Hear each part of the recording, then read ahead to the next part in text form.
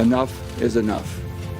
It's time our elected leaders in Washington, all of us, stop playing games with the needs of the American people and holding a critical infrastructure bill hostage. I will not support the reconciliation legislation without knowing how the bill will impact our debt and our economy and our country. I'm not going to negotiate in public on this because I've been dealing in good faith, and I will continue to deal in good faith with all of my colleagues on both sides. It's time to pass the bill and quit playing games.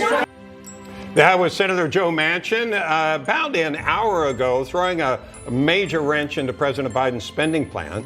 Welcome to the second hour of American Agenda. I'm Bob Sellers. And I'm Heather Childers. Senator Manchin making that announcement as President Biden tries to put a united front before world leaders at the climate summit in Scotland. Let's check in with senior White House correspondent John Gizzi for the latest. John.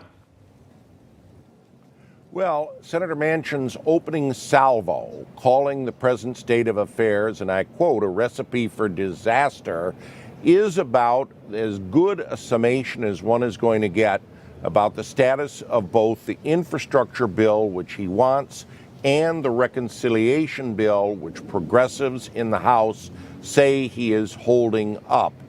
In any event, it is most likely that this will be resolved only when the president returns on Wednesday and manages to sit down with both sides. But it's clear that Manchin, who once seemed on the periphery of supporting the reconciliation measure, or the social spending measure as it's called, with its $1.75 trillion price tag, is not going to back it now. Progressives, meanwhile, will not let up on him because of his opposition to the more expensive parental leave. So there it is. They're eyeball to eyeball, and no one is blinking. Bob? All right, John, thank you very much. And also, Heather, we should mention the White House issuing a statement that they believe that Senator Manchin will be on board, that they remain confident Biden's economic agenda plan will gain Senator Manchin's support. But, you know, when I looked at the senator talking, it's not just him. Right. It may be those on the progressive side. If they come to a number that he can live with, they may not live with that. So they may be counting votes that aren't there anyway. Yeah, and the press secretary in that statement also saying that this is fiscally responsible, that I know. It will create jobs, it's paid for. And it's fully paid for, and will reduce the deficit. I'm not quite sure how any of those things They'll have to happen. pass it so we can see what's in it. Yeah, so let's bring in political analyst Mark Halperin for more on this. So, Mark, you heard us just going through the statement from Press Secretary Jen Psaki, repeating many of the talking points that we've heard all along, that, you know, this is paid for, it's not going to be any problem, we can do all this stuff, you get it all for free. Heather, I'm confident I'll lose 11 pounds in November. Might not happen, but I'm confident it will.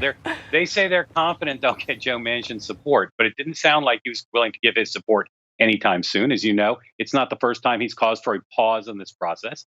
And this process is outrageous. It is without scrutiny trying to spend trillions of dollars, no hearings, no debate, no bipartisanship.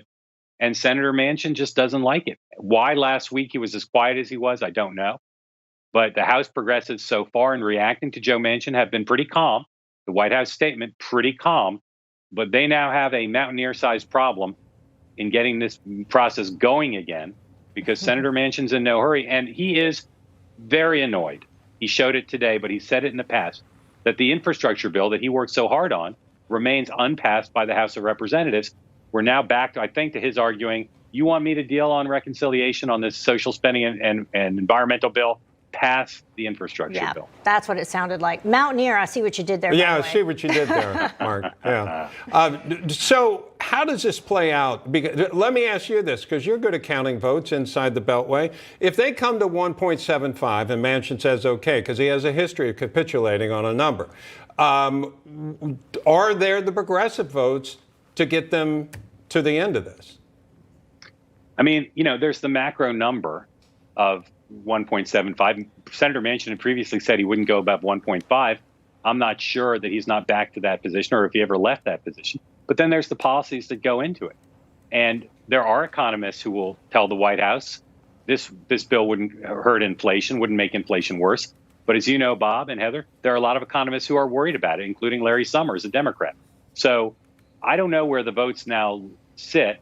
I think at some point, President Biden could, for after whiffing twice, he could go back to Capitol Hill and tell the progressives, you know what? Getting this reconciliation passed is going to be difficult. Let's pass the infrastructure bill.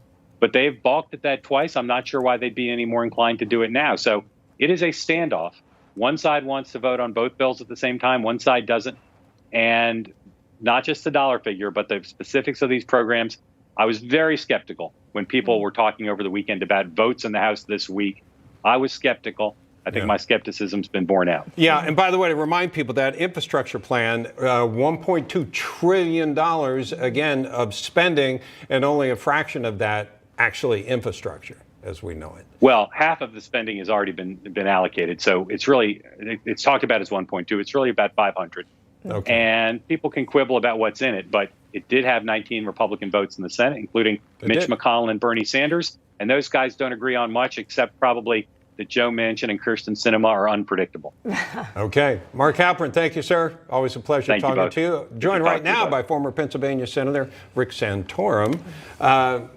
What's your thought about what you're seeing going on here? I would have bet that Nancy Pelosi and Chuck Schumer and Biden would have been able to put this together. I mean, this is not that hard. So is this a failure in political leadership? Yeah, I mean, this is not hard. I mean, having served almost 20 years in Congress, when the Democrats put their mind to it, they always figured out a way, because they when they had the right leadership, they were able to convince their members, take a slice now, and we'll just add to it. It's not going the other way. The Republicans never pull back on anything. Take what you can now, get whatever you can get, and then we'll add on to it later. And the fact that they haven't been able to convince them, Washington has changed, the progressives are a lot stronger now, but still, leadership is what it takes. And Joe Biden is not obviously we all know Joe Biden's not a great leader, and now we're seeing it in action. Yeah, and more people seem to be seeing that outside of Washington, D.C., because we take a look at some of these latest poll numbers. If we can bring up Biden's overall job performance, and this recent Wall Street Journal NBC News poll, 54% disapprove of Biden's job performance, with 42% approving of the president's job performance only. But specifically, I wanted to point out the 70% of independents and 48% of Democrats who think that the country is headed in the wrong direction. So now that's significant. No, if you're a regular rank and file Democrat, not part of the squad or part of the progressive wing, you're sitting there looking at these numbers, and you're going to look at some other numbers tomorrow in Virginia, and one or two things going to happen. They're all going to decide, and I'd like to see. I live in Virginia. I'd love to see Glenn Youngkin win. But what scares me for the short term is if Glenn Youngkin wins by a lot. Because if Glenn Youngkin wins by a lot, all these Democrats are going to say, we're done. There's no way we're going to win next year. We're on a sinking ship. And the bad thing about that is they may just say, you know what, let's get everything we can get done now. We'll vote for all these terrible things because we're not going to come back anyway. But that's what they're trying to do anyway. So when you see these numbers, everyone thinks, oh, the Democrats are going to run for the hills. The opposite might happen. They may just say, we have no chance of winning. We might as well vote for all these things that we probably want, but we can't go back home and justify it, but we're going to lose anyway, so we might as well vote for them. But that's what I think they're doing right now, including Biden, who ran as a moderate and is now trying to govern as a progressive, as a liberal. And so you get this wish list that starts off at $3.5 trillion, the minimal. Right. It was actually a higher number than that. Yeah, it was. That's why they don't appear. They don't try to remember. Ronald Reagan, even Bill Clinton, would come out and talk to the public and try to get public support for their programs. Joe Biden hasn't even tried to do that. It's so funny because he said, I'm going to unify the country. And then as soon as he got in, he talked about unifying the Democratic Party. He's never tried to reach beyond the Democratic Party and he's been sort of a voice for the progressives to try to get moderate Democrats to coalesce. And the odd thing is, he's been such a disaster at it. He's been such a failure that it's going to affect Democrats so badly that he actually might succeed. That's the strange thing about all this. I mean, it seems like it was a big miscalculation on their part that they thought Americans would look in favor to this more and more government control, more and more government handouts, and the opposite is happening. I remember talking to a lot of my Democratic friends, and I do have Democratic friends, and I would say to them, well, you live in Virginia. Well, so. no, I mean, I have friends from former colleagues, people I've worked with, and I say to them, you don't really believe the American public supports this, right? And they say, oh, absolutely. They absolutely. They have convinced themselves that America is right in line with AOC and the squad. And I'm talking about rational Democrats, Clintonian Democrats who are not crazies, but they have convinced themselves that this is where America is, and that's why they're holding firm. On the weekends, I live in Virginia as well. Who's going to win that race? Right now, I like Glenn Youngkin's. I'd rather be And Glenn why? Youngkin. If he wins, why will he win? I mean, clearly Biden is a drag, and the National Democrats are a huge drag to Terry McAuliffe. But McAuliffe, and I've known Terry for years. I knew him when he was the DNC chairman under Bill Clinton.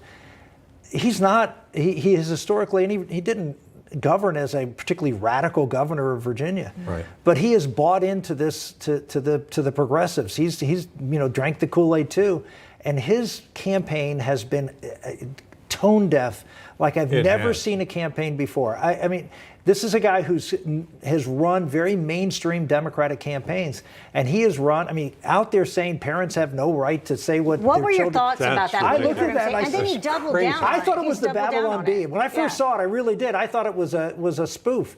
But it's real. He said it in a debate, and he has doubled down on it. Yeah. He's doubled down, saying CRT isn't taught when parents are coming forward showing the curriculum in the libraries and the schools. And Republicans are running his sound bites for their own ads. Terry's just really out of touch. Now, Virginia's a tough state. Trump lost it by 10 points. Yeah. So it's a tough state to win. But I think Youngkin has a chance to win it. If McAuliffe wins it, he wins it by the skin of his teeth.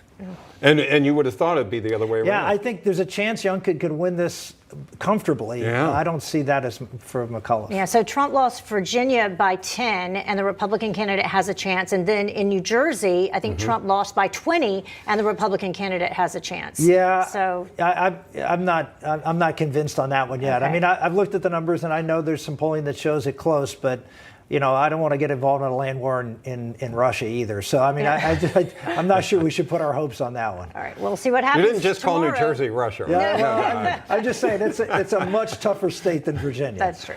All right, Rick Santorum, thank you so bet. much. It's great to have you here with us. Thanks. For sure. Hi, Rob Carson here. If you love watching Newsmax, you're really going to love listening to our new podcast. It's called the Newsmax Daily. I host it, and I give you the best briefing of the big news of the day, top newsmaker interviews, and even, yes, a few laughs. I know it's hard to believe. So if you're driving, walking, exercising, just about anywhere, you can connect with the Newsmax Daily with me, Rob Carson. Find our podcast online or go to iPhone, Spotify, iHeart, Stitcher, and more, and start listening today.